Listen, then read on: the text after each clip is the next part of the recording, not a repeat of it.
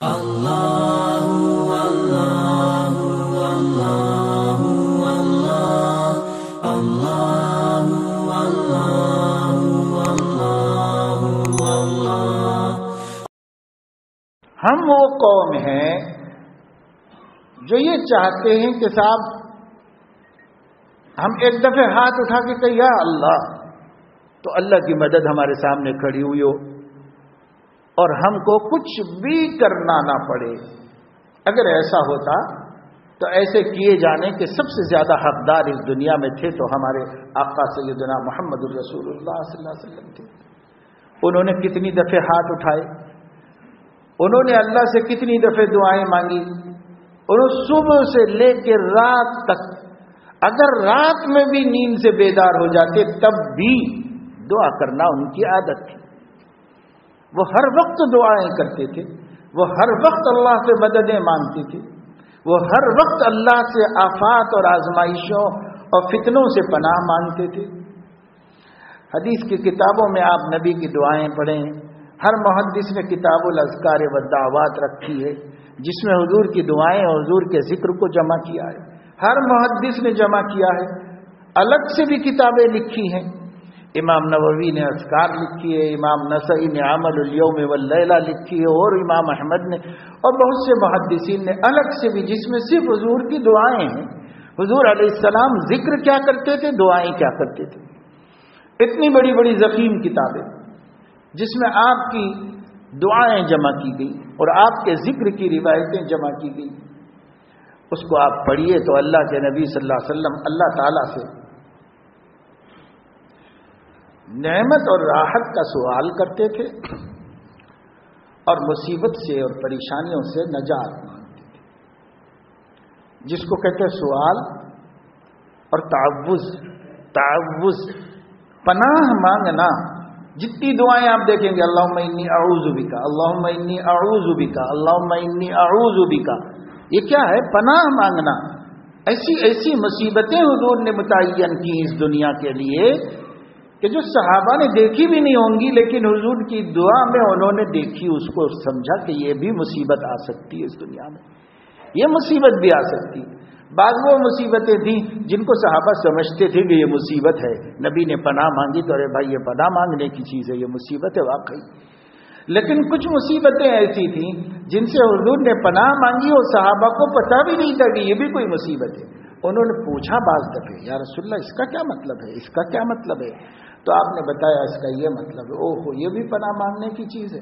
تو ہمیں پتہ بھی نہیں ہے کہ کن چیزوں سے پناہ مانگنا چاہیے، اگر نبی نہ بتاتے تو ہمیں پتہ نہ چلتا۔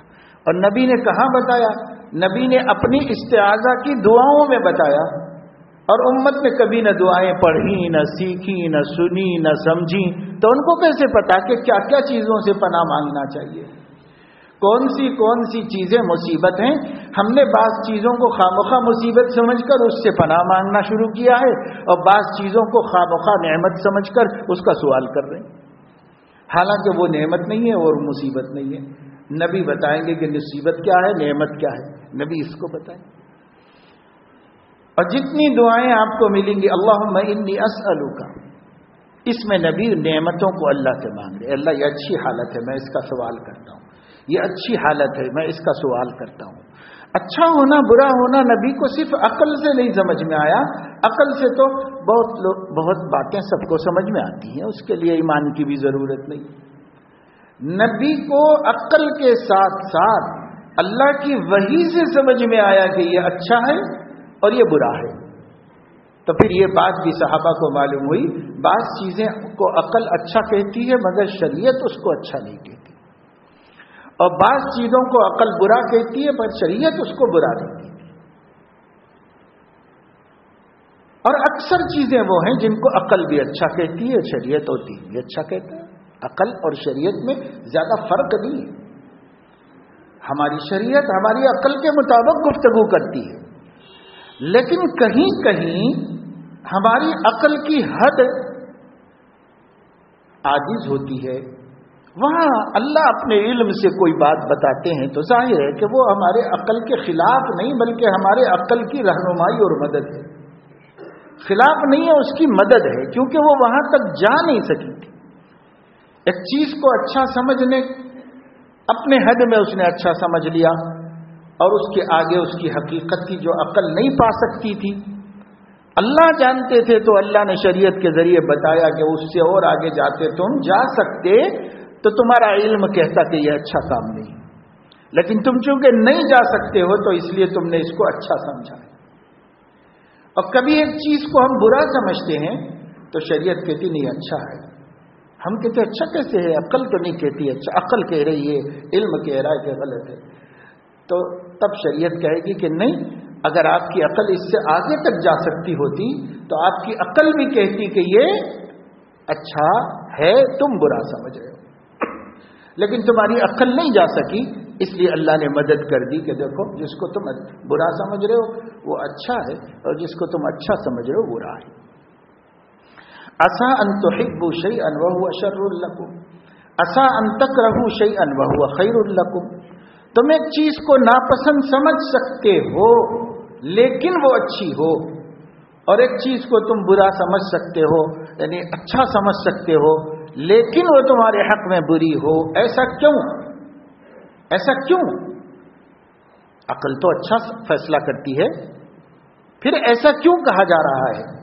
اللہ یعلم وانتم لا تعلمون، اللہ اتنا جانتا ہے جتنا تم نہیں جانتے، تم بھی جانتے ہو لیکن اتنا ہی جتنا اللہ نے تمہیں جاننے کی کیپیسٹی اور طاقت دی ہے اتنا ہی جانتے ہو۔ اور جیسے کہا گیا ستاروں کے آگے جہاں اور بھی ہیں، ہم ستارے تک تو پہنچ سکے، اس کے آگے ہم نہیں گئے، اس کے آگے اللہ کی نظر ہے، اس کے آگے اللہ کا علم ہے، تو انسان کی مدد شریعت کرتی ہے۔ تو شریعت نے بتایا بہت سی چیزیں، اب ہمارے نبی دعا فرما رہے ہیں، اللہم انی اسألک، اے اللہ مجھے سوال کرتا ہوں، اس چیز کا سوال کرتا ہوں، اس چیز کا سوال کرنے کا مطلب مانگنا، میں آپ سے یہ چیز مانگتا ہوں اور میں آپ سے اس چیز سے پناہ مانگتا ہوں۔ دو چیزیں اب یہ ہمارے سامنے جب سب پوری لسٹ رہے گی کہ یہ چیزیں ہیں جن کو نبی نے سوال کیا ہے، مانگا ہے، اور یہ چیزیں جن سے نبی نے پناہ مانگی ہے، تو یقین مانیے میرے دوستو ہمارے عقلوں کے فیصلے بھی صحیح اور درست ہو،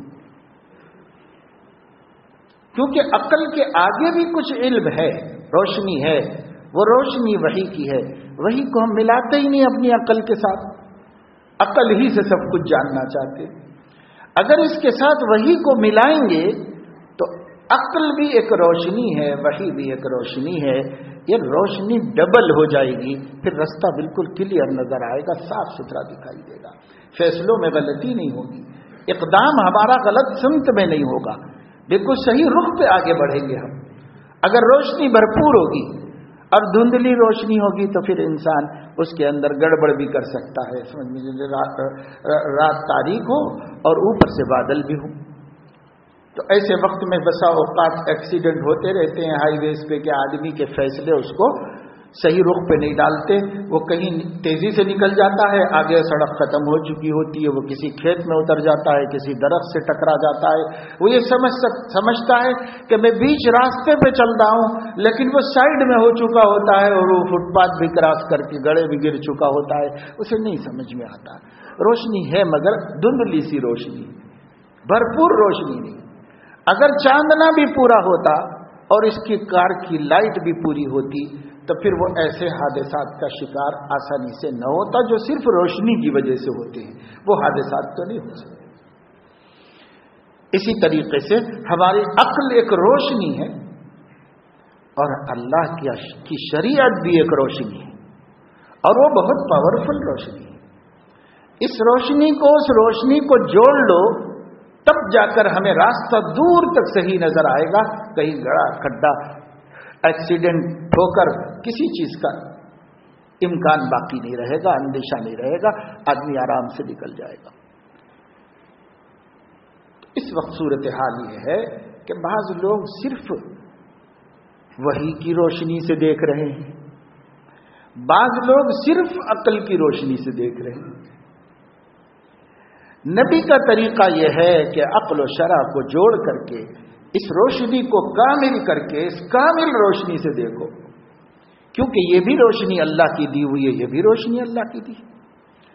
قرآن میں کہا گیا کہ لعلہم یتفکرون، ہم سمجھا رہے ہیں، ہو سکتا ہے لوگ سوچیں، لوگ غور کریں. قرآن میں فرمایا گیا ہے ان فی ذلک لآیات لقوم یعقلون، یہ جتنا ہم نے سمجھایا ہے اس میں بڑی نشانی ہے ہماری قدرت کی، ہماری وحدانیت کی، مگر کس کے لیے؟ جو عقل والے ہیں، جو عقل کا استعمال کرتے ہیں، ان کے لیے. جنہوں نے عقل کو سرد خانے میں رکھا ہے، فریج میں رکھ دیا ہے، جیسے بکرے کا بھیجا رکھ دیتے ہیں، اپنا بھیجا بھی رکھ دیا ہے کہ دیکھیں گے ضرورت پہ نکالیں گے، تو ان کو کیا سمجھ میں آنے والا ہے؟ لآیات لقوم یعقلون، جو عقل کا مسلسل استعمال کرتے ہیں ان کے لیے اس میں نشانی ہے. نبی قرآن حدیث میں تو غور کرتے تھے، یعنی قرآن وہ علم جو اللہ نے فرشتے کے ذریعے سے بھیجا، حدیث وہ علم جو آپ کے قلب پر ڈالا گیا. دونوں علوم میں مسلسل غور کرتے رہتے تھے.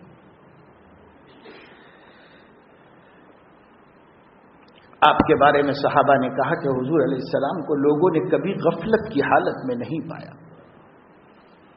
ہمیشہ اللہ کے نبی صلی اللہ علیہ وسلم غور و فکر کرتے رہتے تھے. لآیات لقوم یعقلون، آپ نے تدبر کیا. قرآن مجید میں تعریف کرتے ہوئے فرمایا الذین یذکرون اللہ قیاما وقعودا وعلی جنوبہم وَيَتَفَكَّرُونَ فِي السَّمَاوَاتِ وَالْأَرْضِ رَبَّنَا مَا خَلَقْتَ هَذَا بَاطِلًا سُبْحَانَكَ فَقِنَا عَذَابَ النَّارِ. جو لوگ کھڑے بیٹھے لیٹے آٹھوں پہر ہر حال میں اللہ کو یاد رکھتے ہیں، یعنی اللہ کا نام بھی لیتے رہتے ہیں، اللہ کا تذکرہ بھی کرتے رہتے ہیں، اللہ تعالیٰ کے حکموں پر قائم رہتے ہیں. یذکرون اللہ قیاما وقعودا وعلی جنوبہم، قیام کی حالت بھی اللہ کے حکم کے مطابق، بیٹھنے کا وقت بھی اللہ کے حکم کے مطابق، رات کو لیٹ جائیں تو لیٹنا اور اپنے بسترے پر پڑ جانا اور اپنے بیڈ روم میں چلے جانا، یہ وقت بھی اللہ کے حکم کے مطابق.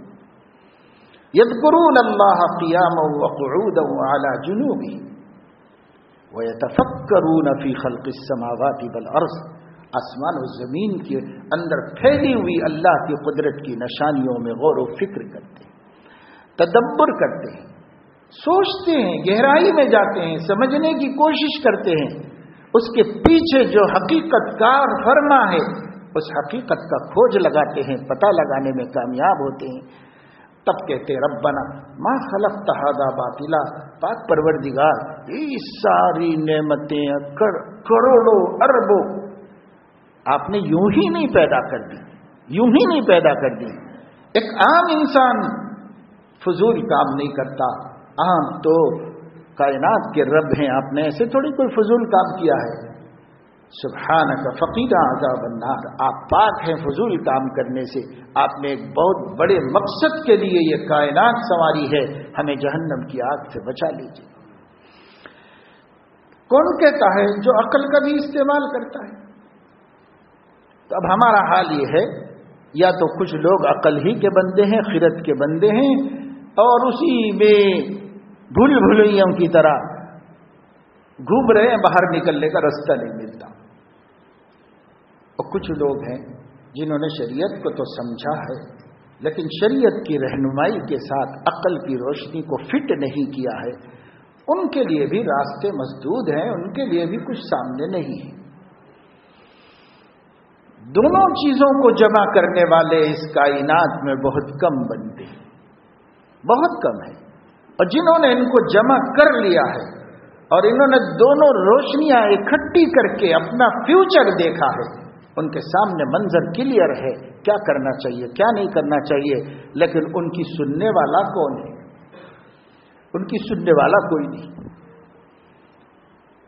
سب بکریوں کے ریوڑ کی طرح ایک کے پیچھے ایک جا کر گڑھ میں گر رہے. مینڈے ہوتے ہیں نا، تو مینڈے جب چلتے رہتے ہیں وہ اپنی عقل سے کچھ بھی کام نہیں لیتے، وہ چلتے رہتے ہیں، وہ آگے والے کو دیکھتے ہیں. آگے والا ادھر نکلا تو ادھر نکلتے ہیں، آگے والا سیدھا گیا تو سیدھے جاتے ہیں، آگے والا گڑھے میں گرا تو وہ بھی گرتا ہے پیچھے سے گڑھے میں، آگے والا بس کے نیچے آ گیا تو یہ بھی جاتا ہے ادھر ہی، کیونکہ وہ اپنی سمجھ سے کچھ بھی نہیں کرتا، صرف آگے والے کو دیکھ، اور آگے والے کو دیکھ کر کے اپنی سمجھ کا نہ استعمال کرنا بہت بڑا خسارہ ہے، بہت بڑا خسارہ ہے۔ صرف آگے والے کو فالو نہیں کیا جاتا، اپنی سمجھ اپنی عقل کو بھی ملحوظ رکھا جاتا ہے۔ بہت دفعے ایسا دیکھنے کو ملتا ہے کہ ہائی ویز پر تیز رفتار گاڑیاں جاتی رہتی ہیں، ایک گاڑی والا ہمارے سامنے ہے اور اس نے دوسری گاڑی کو اوورٹیک کر کے آگے بڑھنے کا ارادہ کیا اور اس نے اپنے آپ کو آگے بڑھایا، اس کے پیچھے والا اگر اس کو فالو کر رہا ہے تو وہ جیسے ہی نکل جائے گا سامنے سے تیز رفتار گاڑی آتی ہوئی اس کا سامنا آمنا ہو جاتا، کبھی ٹکرا بھی جاتے ہیں اور کبھی شدید نقصان اٹھاتے ہیں، کبھی بچ گئے تو بچ جاتے ہیں، کیونکہ یہ اپنی سمجھ سے نہیں نکل رہا تھا، یہ سامنے والے کو فالو کر رہا تھا، اپنی سمجھ سے نہیں نکلا۔ اگر اپنی سمجھ سے نکلتا بھائی اس کو تو سامنے دکھ رہا ہے اس لیے وہ نکل سکتا نہیں نکل سکتا ججمنٹ کر کے نکلا ہے، اور آپ کو سامنے کا منظر ہی نہیں نظر آ رہا ہے، آپ بھی اس کے پیچھے ہو گئے، تو جب وہ ہٹے گا تو سامنے والی گاڑی سے ٹکرا جائے۔ اس وجہ سے ہمیں یہ نہیں دیکھنا کہ ہمارے سامنے والا کدھر جا رہا ہے ہمیں بھی ادھر جانا ہے، نہیں، اللہ نے سمجھ دی ہے، عقل دی ہے، اس کو استعمال کرو، علم دیا ہے اس کو استعمال کرو، اور پھر اپنی شریعت نازل کر کے وہ روشنی دی ہے جس روشنی کو اس کائنات کے ذرائع سے نہیں پایا جا سکتا، وہ روشنی بھی لے لو اور لے کر کے فیصلہ کرو۔ یہ ہمارا ججمنٹ ہوگا کہ ہمیں کیا کرنا ہے، یہ ہمارا فیصلہ ہوگا، اور جس شخص کے پاس روشنی ہے اس کا فیصلہ غلط نہیں ہوتا، اس کا فیصلہ صحیح ہوتا ہے، اس کے سامنے منظر ہوتا ہے، وہ اسی کی روشنی میں فیصلے کرتے ہیں۔ اللہ نے میرے دوستو ہمیں کچھ بھی کمی نہیں کی، سب دیا ہوا ہے، سب موجود ہے ہمارے پاس، لیکن ہم اس کو یوز کرتے نہیں، استعمال کرتے نہیں۔ بس یہ ہے کہ ہماری عادت سی پڑ گئی ہے کہ نعرے کے پیچھے نعرہ لگاؤ، ایک آدمی جا رہا اس کے پیچھے نکل پڑو، تو ایسا تو مینڈے بھی کر لیتے ہیں، ہمارا کیا کمال ہے کہ انسان بنائے گئے، ہمارا کیا کمال ہے؟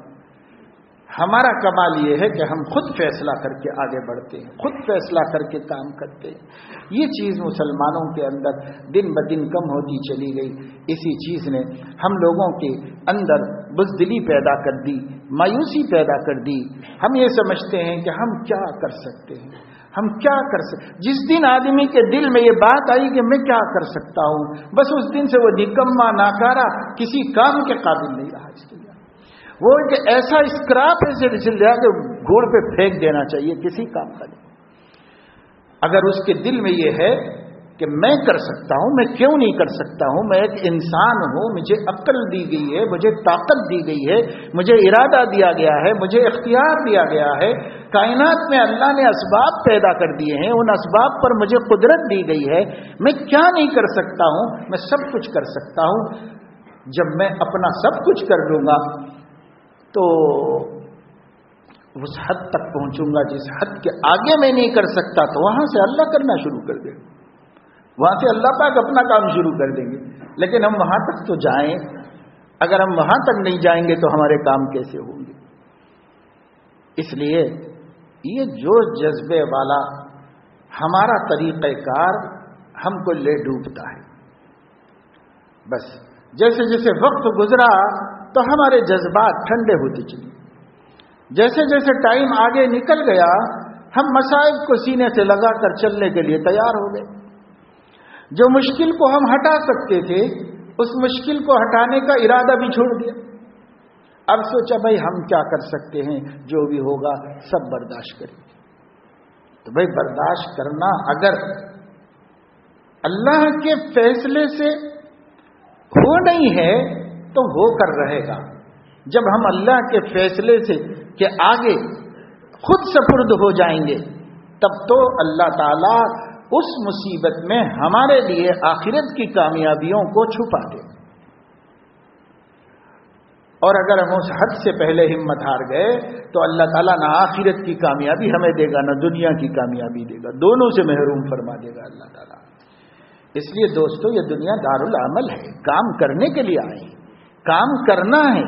اس دنیا میں اللہ پہ ڈیپینڈ نہیں کر کے بیٹھنا ہے، اس دنیا میں کام کرنا ہے، کام کر کے اللہ پہ بھروسہ کرنا ہے۔ کیونکہ میں آپ کو بار بار بتا چکا ہوں، ایک طاقت ہمارے پاس ہے، اس طاقت کا اللہ انتظار کر رہا ہے کہ بندے نے استعمال کر لیا کہ نہیں کر لیا، اللہ دیکھ رہا ہے۔ اگر اس کو ہم کر چکے، آگے اس کے فیصلے ہیں، اور آگے اس کے فیصلوں سے ہم راضی برضا ہیں، ہر حال میں راضی برضا ہیں۔ حضور علیہ السلام نے پوری تدبیر کی تھی ابو سفیان کے قافلے کو روک لینے کی۔ ابو سفیان مکہ مکرمہ کے لوگوں کی دولت لے کر شام گیا تھا، جس کو اب سیریا کہتے ہیں۔ اس زمانے کا بڑا ملک تھا، وہ چھوٹی سی جگہ کو ملک شام کہا گیا، ایک چھوٹا سا شہر سا ہو گیا ہے۔ پہلے بہت بڑا ملک تھا، 8-10 اس وقت کے ملکوں کا ایک ملک تھا شام۔ اس ملک میں تجارت تھی، کاروبار تھا، ترقی تھی۔ عرب کے لوگ وہیں سال میں 2 مرتبے جا کر کاروبار کر کے لے کے آتے تھے، اور 6 مہینے کھاتے تھے، پھر 1 مرتبہ جاتے تھے، پھر 6 مہینے کے لیے کما کے لاتے تھے۔ ایلافہم رحلۃ الشتاء والصیف، ایک سرما کا سفر، ایک گرما کا سفر مکہ والے ملک شام کا کرتے تھے۔ 2 سفروں میں وہاں تجارت کر کے آتے تھے۔ جو ضرورت کی چیزیں مکے میں کام نہیں آتی وہاں لے جا کے بیچتے تھے، اور جن چیزوں کی مکے میں ضرورت تھی وہاں سے لے کے آ کے مکے میں لوگوں تک پہنچاتے تھے۔ یہ ان کی تجارت تھی۔ اب اس تجارت کے سلسلے میں وقت آیا جانے کا، تو مسلمان ہجرت کر کے مدینہ منورہ چلے گئے تھے، اور نبی بھی ہجرت فرما چکے تھے۔ مکے والے اس سلسلے میں بہت فکر مند تھے۔ ان کی کوشش یہ تھی کہ نہ تو نبی مکے میں رہنے پائے، اور نہ ہی مکے کے باہر کوئی اور کنٹری ان کو قبول کرے۔ دونوں چیزیں بھی نہیں چاہتے تھے، اس لیے کہ اگر کسی دوسری کنٹری میں وہ جا کر رہ جائیں گے اور وہاں کے لوگوں کو ان کا دین سمجھ میں آ جائے گا تو پھر وہ مکے پر چڑھائی کریں گے۔ اس لیے وہ یہ چاہتے تھے کہ یہاں بھی نہ رہیں اور جائیں بھی نہیں، مکے میں رہیں پر ان کے غلامی میں رہیں، ان کے مصائب میں رہیں، ان کے مظالم میں رہیں، ان کی زیادتیوں میں رہیں، ان کے ہر ستانے کو سہیں، مگر ان کو جانے بھی نہ دیا جائے اور رہنے بھی نہ دیا جائے۔ جو منظر ہمارے لیے اس ملک میں اب بنایا جا رہا ہے، نہ کہیں جا سکیں یہ لوگ، جانے کی کوئی جگہ نہیں ہے۔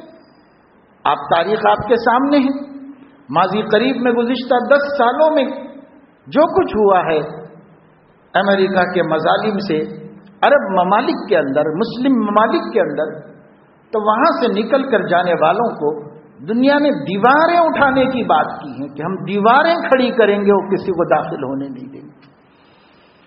کہاں جائیں گے؟ بالآخر روہنگیا والوں کو سوائے دریا میں ڈوب ڈوب کے مرنے کے کوئی رستہ نہیں ملا، شام والوں کو بھی کوئی رستہ نہیں ملا۔ ایک کسی خدا کے بندے کو رحم آیا اور اس نے اپنے ملک کی معیشت کی کمر توڑ کے ان لوگوں کو پرورش کرنے کا ارادہ کیا، قبول کرنے کا ارادہ کیا۔ خود ہار گیا، اپنی معیشت جس عروج پر لائی تھی 50% گر گئی صرف باہر سے آنے والوں کی وجہ سے۔ تو معیشت کا خسارہ اور نقصان گوارا کیا، تو ایسے تو ملک بھی ٹوٹ جائیں گے۔ اس لیے کون ملک چاہے گا کہ وہ ان کے ملک کی ترقی کو روکنے کے لیے کوئی دوسرا باہر سے آئے؟ کوئی نہیں چاہے گا، کوئی نہیں قبول کرنا چاہے گا۔ تو کہاں جائے؟ ملک میں، تو ملک میں بھی رہنے نہ دیا جائے، جانے بھی نہ دیا جائے، تو آدمی خودکشی کرنے پہ مجبور ہوتا ہے۔ اس کے علاوہ اس کے سامنے کوئی راستہ نہیں رہتا۔ خودکشی 2 طرح ہوتی ہے، ایک اس طریقے پر ہوتی ہے کہ آدمی اپنی جان ہی جوخم میں ڈال دے اور ختم کر دے کہ یہ مصائب مجھ سے برداشت نہیں ہوتے، اور وہ اپنی جان ہلاکت میں ڈال دے، سمندر میں ڈوب جائے، کچھ کرے، یعنی جانی خودکشی۔ ارے خودکشی یہ ہوتی ہے کہ آدمی مصائب سے گھبرا کر اور مصائب کا تحمل نہ کر سکنے کی وجہ سے اپنے ایمان کا سودا کر دے اور اپنے آپ کو بے ایمان بنا دے، ایک خودکشی ہے۔ دین کی خودکشی، جان کی خودکشی۔ اللہ تعالیٰ نہ جان کی خودکشی کی اجازت دیتے ہیں، دین کی تو سوال ہی نہیں پیدا ہوتا۔ ایک صحابی نبی کے ساتھ جہاد میں تھے، اب بہت زبردست کر رہے تھے جہاد، کسی نے ان کی تعریف حضور کے سامنے کی، حضور علیہ السلام نے فرمایا کہ وہ جہاد کچھ نہیں کر رہا ہے، جہنم کی طرف سفر کر رہا ہے۔ اور دیکھنے والوں کو حیرت ہوئی، راوی کہتے ہیں میں تعجب کیا کہ کتنے کافروں کو نمٹا دیا اور حضور یہ بات فرما رہے ہیں، مگر حضور فرما رہے ہیں ہمارے سوائے ماننے کے اور کوئی ہمارے سامنے نہیں، کچھ ہوگا راز اس میں۔ پھر اس کے بعد انہی صحابی نے آ کے کہا کہ یا رسول اللہ آپ نے بالکل صحیح فرمایا تھا، اس شخص نے اتنا کچھ کیا لیکن جب اس پر تیر مسلسل لگے اور اس کا جسم زخمی ہو گیا، وہ تکلیف نہیں برداشت کر سکا، تو اپنے نیزے کو زمین پر رکھ کر اپنے آپ کو اس پہ گرا لیا اور وہ اس کے سینے میں دل میں چپ کے اس کی جان لے لیا، یعنی خودکشی کر لیا۔ حضور نے فرمایا کہ دیکھو میں نے کہا نہیں کہ وہ جہنم کی طرف جا رہا ہے، جہنم کی طرف۔ تو اگر ہم جسمانی جان کی خودکشی کریں گے تو بھی جہنم کی طرف جائیں گے، اور اگر خدا نخواستہ ایمانی خودکشی کریں گے تو سیدھے جہنم تو ہے ہی۔ ہم نہ یہ کر سکتے ہیں نہ وہ کر سکتے ہیں، تو کیا کر سکتے ہیں؟ ہم مصائب سینہ سپر ہو کر مقابلہ کر سکتے ہیں، مقابلہ کر سکتے ہیں۔ خدا تعالیٰ کی تقدیر جب ہماری جان لے گی تب جان دیں گے، اور ایمان تو ہم کسی حالت میں نہیں دے سکتے، ایمان کسی حالت میں ہم نہیں دے سکتے۔ یہ ہمارا جذبہ ہو، ہماری عورتوں کا جذبہ ہو، ہمارے بچوں کا جذبہ ہو، ہر ایک کی گھٹی میں پلا دیجئے کہ ایمان کا سودا نہیں کر سکتے۔ یہ تربیت ہم کر رہے ہیں اس نازک گھڑی میں؟ نہیں کر رہے۔ ابھی ہم کو پارکوں کو لے جانے کا تو شوق ہے، ابھی ہم کو زو کو لے جا کر اینیملز اور جانوروں کو دکھانے کا تو شوق ہے، ابھی ہم لوگوں کو بچوں کو ٹی وی پر بٹھانے اور موبائل میں گیم لگا کے دینے کا تو شوق ہے۔ اب بھی تک مسلمان کو یہ خیال نہیں پیدا ہوا کہ ان بچوں کو ایمان کا سودا نہ کرنے کی صلاحیت پیدا کی جائے، ان کے دلوں میں اللہ کی محبت اور نبی کا عشق رچا بسایا جائے، اور یہ سمجھ لیں کہ سب کچھ چھوڑا جا سکتا ہے، ایمان نہیں چھوڑا جا سکتا ہے۔ یہ ان کو سمجھایا جائے، یہ ان کے ذہنوں میں بٹھایا جائے۔ کس باپ کو فکر ہوئی، کس ماں کو فکر ہوئی، 2 مہینے سے مصیبت سر پہ ننگی تلوار کی طرح لٹک رہی ہے، لیکن کبھی کسی کو خیال بھی نہیں ہوا۔ یہ خیال تو کیا ہوتا میرے دوستو، اللہ نے غفلت کے اس عذاب میں مبتلا کیا ہے، کسی تدبیر کا بھی خیال نہیں ہو رہا ہے، دنیاوی تدبیر کا بھی خیال نہیں ہو رہا ہے کہ کچھ دنیاوی تدبیریں ہی کر لیں ہم۔ ایمان کا تو کیا خیال ہوتا۔ اللہ پاک ہمارے نبی کی محبوب اور قیمتی امت کی حفاظت فرمائے۔ یہ امت بنی ہے نبی کا خون بہا کر، یہ امت بنی ہے نبی کے پسینے اور آنسوؤں سے، یہ امت ایسے مٹی سے بنی ہوئی نہیں ہے کھلونا سمجھ کے برباد نہ کرنا۔ ہم بھی کسی کے بنائے ہوئے، کس نے بنایا ہے؟ یہ امت مٹی سے نہیں بنی ہے، یہ امت کھلونے نہیں ہے، یہ امت ہمارے نبی کے خون سے، ہمارے نبی کے پسینے سے، ہمارے نبی کے رات رات بھر کے آنسوؤں سے زمین کیچڑ بن گئی۔ ان آنسوؤں سے سینے میں کھولتی ہوئی ہانڈی کی سرسراہٹ سنی حضرت عائشہ نے، اس تڑپ سے، اس گڑ گڑاہٹ سے یہ امت بنی ہے۔ یہ امت قیمتی ہے، یہ امت اتنی سستی نہیں۔ اس امت کو اپنی فکر ہونی چاہیے، اپنی فکر ہونی چاہیے، اپنی عزت کی حفاظت کی فکر، اپنی سلامتی کی حفاظت کی فکر، اپنی سرزمین اور اپنے وطن کے تحفظ کی فکر، اپنے قانون اور اپنے دستور کے تحفظ کی فکر آپ نہیں کریں گے تو یہ بدل جائے گا، یہ بدل جائے گا، آپ کے لیے کوئی راستہ باقی نہیں رہے۔ یہ فکر کرنا ہماری ذمہ داری ہے۔ ان فکروں کو کیسے کیا جائے، ان فکروں کے لیے جو تدبیریں ہو رہی ہیں، جو کوششیں ہو رہی ہیں، انہیں بھرپور مدد دینا اور غافل نہ ہونا، ٹھنڈے نہ پڑنا، بھول نہ جانا، یہ ہمارا طریقہ کار ہونا چاہیے۔ کہ اللہ تعالیٰ نے فرمایا کہ اگر ایسا ہے میں تو سب دیکھ رہا ہوں۔ اللہ تعالیٰ نے इस आयत में फरमाया वक़द मकर अल्लज़ीन मिन क़ब्लिहिम, जो लोग इस उम्मत से पहले हुए हैं दुश्मन, उस वक्त के नबी और उस वक्त के मुसलमानों की, क़द मकर अल्लज़ीन मिन क़ब्लिहिम, अल्लज़ीन मिन क़ब्लिहिम, इस उम्मत से पहले जिन लोगों ने ईमान वालों के खिलाफ मक्र किए थे और मक्र किए थे, अल्लाह फरमा रहे हैं कद, यकीनन किए थे, फलिल्लाहिल मक्रू जमीआ, मालूम होना चाहिए कि तदबीरें, फैसले, मंसूबे सब के सब अल्लाह के कब्जे में हैं, सब के सब अल्लाह के कब्जे में हैं। तदबीर को अल्लाह उलट भी देता है, अल्लाह के कब्जे में है। क़द मकर अल्लज़ीन मिन क़ब्लिहिम फलिल्लाहिल मक्रू जमीआ यअलमु मा तक्सिबु कुल्लु नफ्स, हर आदमी क्या कमा रहा है वो देख रहा है। हम क्या कमा रहे हैं, हमारा दुश्मन क्या कमा रहा है। हम कितनी जिद्दोजहद कर रहे हैं, हमारा दुश्मन कितनी जिद्दोजहद कर रहा है। हमारी एक्टिविटीज कितनी है, उनकी कितनी है। यअलमु मा तक्सिबु कुल्लु नफ्स, हर आदमी क्या कमा रहा है अल्लाह देख रहा है, जान रहा है अल्लाह ताला। वसे आलमुल कुफ्फार लिमन उक़बद्दार, अल्लाह के बागियों को पता चल जाएगा अच्छा अंजाम किसका है, पता चल जाएगा। लेकिन अल्लाह ने मुतय्यन नहीं किया, अल्लाह ने बताया कि जो अल्लाह के देखने में वफादार साबित होगा उसका अच्छा अंजाम है, और जो अल्लाह के देखने में बेवफा साबित होगा उसका बुरा अंजाम है। अल्लाह पाक अपने फजल करम से हमें तौफीक नसीब फरमाए और हमें अल्लाह रब्बुल इज़्ज़त मेहनत करने की, काम करने की, इत्मीनान का मतलब ये नहीं, एतमाद अल्लाह पर हो लेकिन उसके साथ जिद्दोजहद भी हमारी जारी हो, कोशिशें भी हमारी जारी हों, और हम लोग गाफिल ना रहें और हम बड़े बड़े गुनाहों को फौरी तौर पर छोड़ें, फजूल खर्चियों को फौरी तौर पर हम छोड़ें, फौरी तौर पर हम आंखों के गुनाहों को छोड़ें, फौरी तौर पर हम नाजायज ताल्लुकात को ख़त्म करें, फौरी तौर पर हम अल्लाह ताला को मुतवज्जे करने के वास्ते हराम कमाई बंद करें, फौरी तौर पर नशा और ड्रग्स का खात्मा करें, फौरी तौर पर हर एक शख्स जो कर सकता है वो कर ले। वो खुद को तो कोई रोकने वाला नहीं है, खुद करे, गुनाहों को छोड़ दे, हर आदमी अब गुनाहों को छोड़ दे इस मौके पर, और 5 वक्त की नमाज की पाबंदी शुरू कर दे। बस अगर हम ये करेंगे तो अल्लाह पाक आज भी मदद करेगा। आज भी हो जो बराहीम कई माँ पैदा, आप कर सकती है अंदाज़े गुलिस्ता पैदा। ये सब होगा इंशाअल्लाह, बशर्ते कि इतना मेरे दोस्तों, कम से कम ये मजमा 5 वक्त की नमाज में पढ़ना शुरू करते। बस 5 वक्त की पढ़ेंगे मैं इंशाअल्लाह। अल्लाह हमें तौफीक नसीब फरमाए। आखिर